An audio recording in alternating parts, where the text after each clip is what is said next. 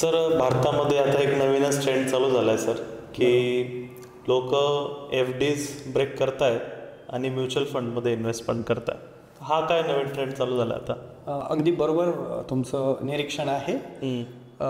मागच्या 2 महिन्यापूर्वी म्हणजे तत्कालीन जे रिझर्व्ह बँक ऑफ इंडियाचे गव्हर्नर आहेत शशिकांत दास, त्यांनी पण प्रेस रिलीज दिलं होतं एक की मोठ्या प्रमाणामध्ये बँकांमधल्या मुदत ठेवी ज्या आहेत त्या लोक मोडतायत आणि म्युच्युअल फंडामध्ये गुंतवणूक करतायत. ॲक्च्युली ही जी जादू आहे म्युच्युअल फंडांमध्ये संपत्ती निर्माण होताना लोकांना दिसतंय, ते लपून थोडं राहणार आहे आणि त्यामुळे हा जो बदल झालेला आहे एक लक्षात घ्या. आणि तो ट्रेंड म्हणजे तो का आला, तुम्हाला माहीत असेल की प्रत्येक देशाची एक मध्यवर्ती बँक असते. भारताची मध्यवर्ती बँक तुम्हाला माहिती आहे, reserve bank of India, RBI. तर रिझर्व्ह बँक ऑफ इंडियाचा जो रेपो रेट आहे तो 6.5%. 2020 साली तो 4% होता. खरं तर जेव्हा एखादा देश हळूहळू विकसित होत असतो, म्हणजे आपण विकसनशील आहोत आणि आपण महासत्तेकडे आपली वाटचाल चालू आहे असे अनेक लोक, तज्ज्ञ लोक म्हणत असतात की भारत महासत्ता होणार आहे, आर्थिक महासत्ता होणार आहे. तर या पार्श्वभूमीवर 2020ला जो रेपो रेट होता तो रेपो रेट होता 4.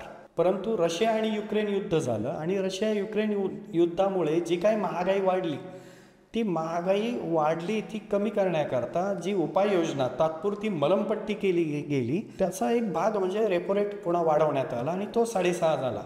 आजही महागाई अद्याप कायम आहे, म्हणून तो कायम ठेवण्यात आलेला आहे आत्ताच्या तिमाही धोरणामध्ये पण. 2000 साली भारतीय रिझर्व्ह बँकेनं जाहीर केलेला जो रेपो रेट होता तो 14.5% होता. आता हा रेपो रेट म्हणजे काय की रिझर्व्ह बँक ऑफ इंडिया भारतातल्या इतर ज्या काही बँका आहेत ना त्या बँकांना पतपुरवठा करते आणि त्याचा जो व्याजाचा दर आहे त्याला आपण रेपो रेट म्हणतो. मग तो जो रेपो रेट आहे त्यावर आपला, तुम्ही जर बँकेमध्ये एखादी मुदत ठेवली, FD ठेवली, तर तिचा रेट ऑफ इंटरेस्ट ह्या रेपो रेटवर डिपेंड आहे. किंवा एखाद्या उद्योगपतीनं त्याच्या व्यवसायासाठी कर्ज घेतलं तर त्या कर्जाचा दर काय असावा तो याच्यावरच डिपेंड आहे, बरोबर. मग जेव्हा रेपो रेट कमी होत जातो तेव्हा अर्थव्यवस्थेला एक बूस्ट मिळतो. लक्षात घ्या, रेपो रेट कमी झाला. आता उदाहरणार्थ माझ्याकडे हॅरियर कार आहे, 3 वर्ष पूर्ण झालेले आहेत. समजा, अर्थात मी तो निर्णय घेणार नाही, तो भाग वेगळा, कारण मी म्युच्युअल फंडामध्ये गुंतवणूक करणं पसंत करेल. पण जर मी निर्णय घेतलाच, समजा माझी हॅरियर विकायची आहे, 3 वर्ष झालेले आहे आणि हॅरियर विकून मला समजा मोठी गाडी घ्यायची आहे, तो निर्णय मी केव्हा घेईल? जेव्हा बँकेचे व्याजदर कमी असतील तेव्हा. बँकेचे व्याजदर कमी केव्हा होतील? रिझर्व्ह बँक ऑफ इंडियाने रेपो रेट कमी केला की मग लोनचे जे काही इंटरेस्ट रेट आहे ते कमी होतील आणि ही शक्यता आहे ना बळावत चाललेली आहे.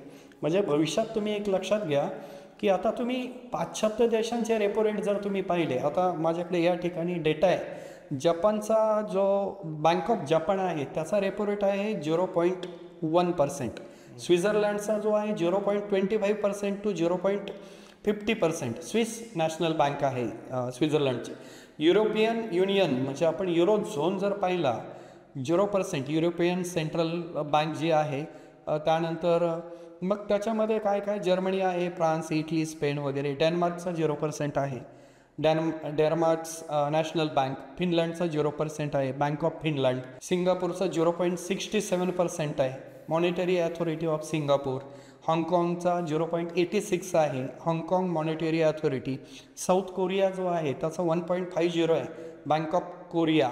आणि भारताचा आहे रेपो रेट म्हणजे ॲज ऑफ जून 7, 2024ला आहे. आता पुन्हा तो जैसे ते ठेवण्यात आलेला आहे 6.5%. पण आता हा रेपो रेटवर तुमचं बँक FDचे दर आणि व्याजाचे म्हणजे कर्जाचे जे इंटरेस्ट रेट आहे ते अवलंबून आहेत. आणि भविष्यात भारताचाही रेपो रेट या देशांसारखा कमी होत जाईल का? तर त्याचं उत्तर होय असं आहे. परंतु मग तो 0 होईल का? तर त्याचं उत्तर मात्र नाही असं आहे. मग किती होईल तो? लॉंग टर्ममध्ये भारतीय रिझर्व्ह बँकेचा रेपो रेट जो आहे सर तो 1पर्यंत जाऊन थांबणार आहे. कारण भारताचं जे पोटेन्शियल ती आहे लोकसंख्या आणि त्यामुळे 1पर्यंत जाऊन थांबेल. पण 1-2च्या दरम्यान जेव्हा भारतीय रिझर्व्ह बँक रेपो रेट करेल ना त्यावेळेस विक्रम सर, तुम्ही जर बँकेमध्ये मुदत ठेव जर ठेवली तर त्या मुदत ठेवीला व्याज मिळणार नाही आहे आणि बँक तुम्हाला म्हणेल की विक्रम तुम्हाला आम्ही पैसे सांभाळतोय त्याचा चार्ज तुम्हाला द्यावा लागेल. आणि ही परिस्थिती भविष्यात जर येणार असेल तर तुम्ही इन्फ्लेशन कसं बीट करणार? That is why it's a only alternative to invest in mutual funds. तुम्हाला इक्विटी क्लासमध्ये आल्याशिवाय संपत्ती निर्माण होणार नाही आहे. आणि म्हणून आत्ताच तो ट्रेंड सुरू झाला आहे आणि भविष्यात तो नक्कीच वाढत जाईल असा मला विश्वास वाटतो.